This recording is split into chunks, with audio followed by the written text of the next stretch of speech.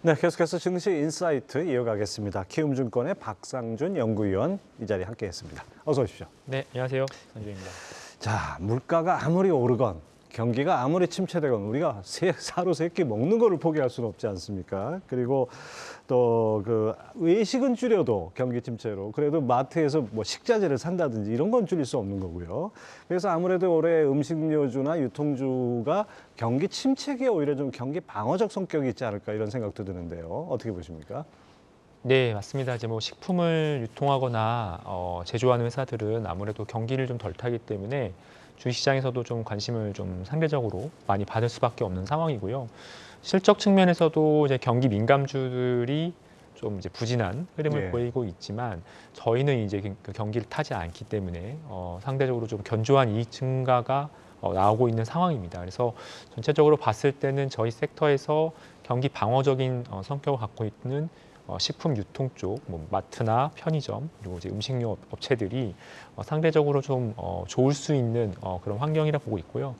특히 이제 음식료 업종 같은 경우는 또 이제 곡물 가격 이런 것들이 그동안 많이 올라서 가격 인상을 또 예. 많이 진행을 했고 또 소비자들이 지금 최근에 아무래도 좀 저렴한 것들을 많이 찾다 보니까 가성비를 추구하는 현상이 강해지다 보니까 이 가공식품에 대한 수요가 굉장히 좀 견조한 상황입니다. 그래서 그런 측면에서 좀 시장에서 많은 관심을 얻고 있다 이렇게 보시면 될 것 같습니다. 예. 자, 그다음에 최근 대형마트 이 의무 휴업일을 일요일이 아니고 평일로 전환한다든지 새벽 시간에 그 온라인 배송 허용 추진 이런 것들이 거론되면서 이 규제 완화 움직임이 확대되고 있습니다. 거의 10년 만이라고 할 수 있는데요. 네. 이렇게 된다면 유통주도 좀 긍정적인 영향이 있지 않을까요? 네, 이제 특히 대형마트 쪽에 이제 투자자분들의 관심이 늘어날 수밖에 없을 것 같아요. 12년도에 생겼던 규제인데 지금 거의 10년 만에 요거를 이제 풀어줘야 된다라는 의견들이 나오고 있고 현재는 이제 월 2회 의무 휴업을 이제 주말, 특히 이제 일요일 날 많이 예. 좀 하고 있는데 이게 이제 평일로 전환이 되면은 대형마트의 이제 기존점 성장률이 한 3%포인트 정도 개선이 될 수가 있습니다.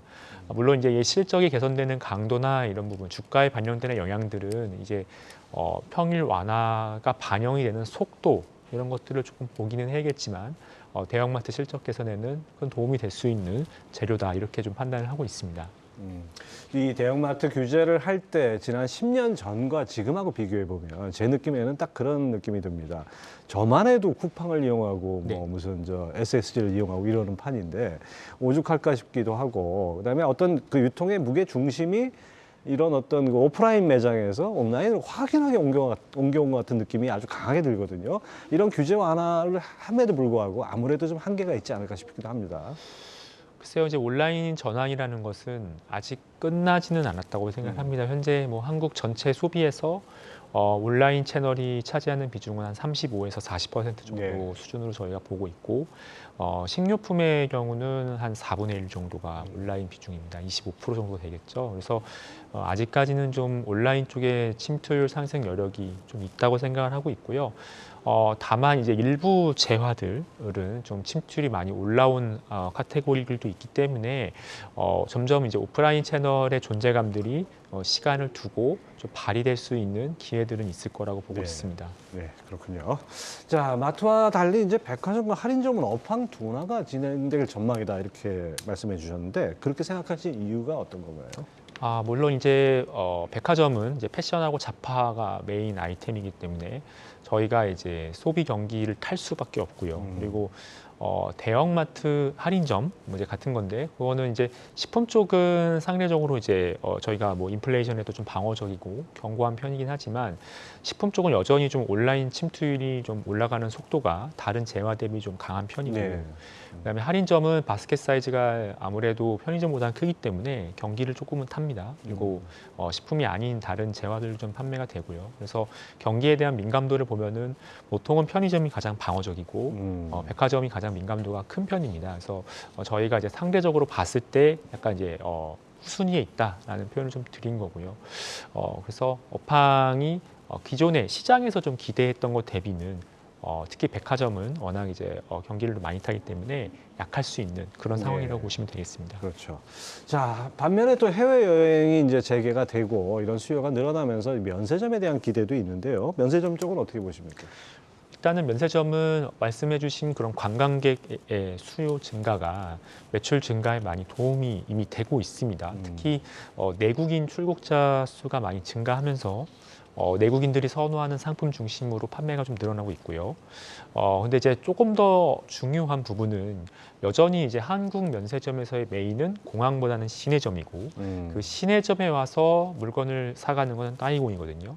그럼 따이공이 산 물건들은 결국 중국인 소비자들이 소비를 하는 겁니다. 그래서 중국 소비 경기가 굉장히 중요하다라고 보시면 될 것 같고요. 근데 최근에 중국이 제로 코로나 정책을 사실상 거의 폐기하고 위드 코로나로 전환하면서 리오프닝을 시도하고 경제를 부양시키려는 노력을 하고 있습니다. 근데 그동안 중국 소비가 굉장히 저조했었거든요. 그래서 쌓여있는 축적된 수요가 이연돼서 나올 효과 등이 있을 수 있고 경기를 부양시키는 과정에서 소비가 다시 반등할 가능성이 높기 때문에 그거에 따른 수혜를 저희는 면세점이 좀 볼 수 있지 않을까 이렇게 좀 분석을 하고 있습니다. 결국 이제 뭐 내국인이 해외 나가는 숫자가 아무리 늘어난다 해도 결국 면세점 수요는 중국 특히 중국 쪽이 따이공들이 주로 네. 차지한다 이렇게 맞습니다. 봐야겠군요. 자, 그다음에 뭐 많은 뭐 증권가에서는 거의 컨센서스라고 보여지는데 유통업종 중에서는 편의점을 가장 매력적으로 네. 꼽으셨어요. 그 이유를 좀 설명드리죠. 간단합니다. 일단은 인플레이션에 대한 방어가 됩니다. 저희가 편의점에서 주로 판매하는 거는 가공식품하고 담배인데 기본적으로 경기를 타지 않고 가공식품은 지금 물가가 뭐 굉장히 많이 오르고 있죠. 지금 CPI 상승률이 최근에 거의 10% 정도 나오고 있는데 뭐 물가가 올라도 수요를 크게 줄이기 어렵습니다. 그래서 그런 측면에서 경기 방어적인 특징이 있고 그리고 이제 가성비 추구 현상이 강해지다 보니까 간단한 한 끼를 편의점 즉석 식품으로 좀 이제 때우려는 그런 수요가 많이 증가하고 있습니다. 그래서 즉석 식품 최근에 시장 성장률이 편의점 내에서 한 20%대 나오고 있는 상황이거든요. 그래서 전체 매출 성장률이 한 2%포인트 정도를 즉석식품에서 좀 기여를 해주고 있고 이런 이제 외부 환경들이 편의점이 외형을 성장시키고 이익을 늘리는데 굉장히 좀 유리하다.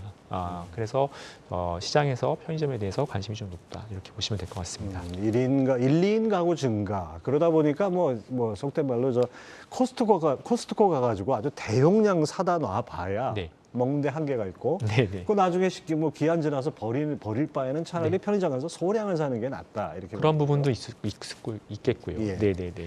자, 편의점 최선을 주는 뭐 아무래도 BGF 리테일일 것 같은데요. 네. 이 목표 주가나 투자 전략은 어떻게 잡아야 될까요? 네, 저희는 일단 목표 주가는 26만 원을 제시를 드리고 있고요. 올해 이제 연중 실적은 계속 좋아지는 흐름으로 갈 거라고 생각을 합니다. 왜냐하면은 뭐 워낙 편의점 자체가 비즈니스 모델이 안정적이기 때문에 업황이 한번 이렇게 방향이 바뀌면 이게 사실 감소하기는 쉽지 않습니다. 그래서 증가할 거라 보고 있고 특히 이제 즉석식품 쪽에서 대형 신제품이 나온다면은 네. 좀 실적이나 주가의 상승세가 조금 더 가팔라질 수 있는 가능성이 있다고 보고 있습니다. 네. 사실 이게 우리가 생활하면서 이렇게 늘상 이렇게 뭐 사고 뭐 네. 먹고 하는 것들을 주식 투자하고 연결지어서 생각하는 그런 자세가 필요한 것 같아요. 맞습니다. 예. 자, 음식료 업종 중에서는 라면 업체를 가장 매력적으로 제시를 하셨는데 특히 최선원주로 농심을 꼽으셨어요. 네네. 어떤 이유입니까? 일단은 라면을 좀 제일 매력적으로 보는 거는 라면이 이제 제일 간단한 식사 중에 가장 싸죠. 그래서 그렇죠. 이제 가성비 소비에 굉장히 맞는 아이템이고 더불어서 농심이 이제 뭐 국내나 해외에서 가격 인상을 뭐 많이 해서 이익을 방어하고 있는 부분도 있지만 특히 이제 북미 시장에서 최근에 판매량이 굉장히 고성장하고 있습니다. 그래서 네. 미국에서 지금 판가도 올렸고 판매량도 올라가고 시장 점유율도 올라가고 있고요. 저희가 뭐 10년 전만 해도 교민들만 먹는 음식이 아니냐라고 했지만 지금은 수요층이 많이 다변화돼서 아시안, 히스패닉, 그리고 백인까지도 수요층을 가져갈 수 있을 정도로 저변이 많이 넓어졌고요. 그 와중에 사실 오랜 기간 투자를 하다 보니까 이익률보다는 이제 매출 쪽에 많이 힘이 실려 있었는데 지금은 이제 어느 정도 규모가 달성이 되고 예. 공장 가동률도 올라오고 판촉비도 좀 컨트롤할 수 있는 사이즈가 되면서 수익성도 한 단계 올라갈 수 있는 저희는 상황이라 보고 있어요. 그래서 매출뿐만 아니라 이익도 같이 늘어나는 구간이기 때문에 저희가 이제 농심에 대해서 좀 특별히 주목을 하고 있습니다. 네. 네. K컬처가 이제 단순히 우리 문화에서 이제 세계인의 문화가 되듯이 이 K푸드도 이제 맞습니다. 우리 음식에서 네. 세계인의 음식이 되고 그런 상황이라고 봐야겠군요. 네. 농심의 목표 주가와 투자 전략은 어떻게 잡아야 될까요? 저희는 지금 현재 목표 주가 45만 원 제시를 드리고 있고요. 투자 전략은 글쎄요, 전체적으로 올해 내내 실적이 좋을 수밖에 없는 환경이라 보고 있습니다. 작년에 이제 국내 쪽에서 워낙 원가 상승 부담으로 실적이 안 좋았고 그거를 이제 하반기에 가격 인상으로 많이 만회를 했기 때문에 국내 법인도 실적이 좋아질 거고 북미 법인은 아까 말씀드렸던 이유로 매출과 이익이 동시에 고성장하는 구간에 진입을 했습니다. 조금 더 실적 모멘텀이 강해지려면 지금 국제 곡물 가격 중에 특히 소맥 시세가 네. 안정화되는 게 좀 중요할 것 같고요. 아무래도 라면에서 가장 큰 원재료 중에 하나이기 때문에 소맥이랑 환율 같은 것들이 조금 안정화된다면은 국내 법인의 수익성 개선 혹은 이제 해외 법인의 수익성 개선이 좀 더 강해질 가능성이 있습니다. 그래서 그때 좀 더 주가와 밸류에이션이 올라갈 수 있지 않을까 이렇게 네, 좀 가격 전망하고 인상이 있습니다. 있었기 때문에 또 그런 효과가 더 배가 될 수 있겠군요. 네, 네. 자, 이 박 위원님 리포트를 보니까 오리온이 꾸준히 상승하고 있다 이렇게 쓰셨는데 특히 이제 주요 4개국에서 안정적인 성장이 네. 기대된다. 이거 좀 구체적으로 말씀해 주시죠. 일단은 뭐 오리온이 나가 있는 국가는 한국, 중국, 베트남, 러시아인데요. 이제 한국은 사실 판매량 성장이 최근에 파이에서의 점유율 확대, 그리고 간편 대용식 카테고리의 확대 이런 것들을 통해서 좀 나타나고 있는 것 같고요. 중국은 사실 22년에는 워낙 제로 코로나로 시장을 걸어 잠그다 보니까 파이 같은 이제 비축성 식품 카테고리가 수요가 좋았는데 이제 올해는 리오프닝이 되면서 외부 활동과 함께 늘어나는 스낵 수요가 좀 올라올 걸로 보고 있습니다.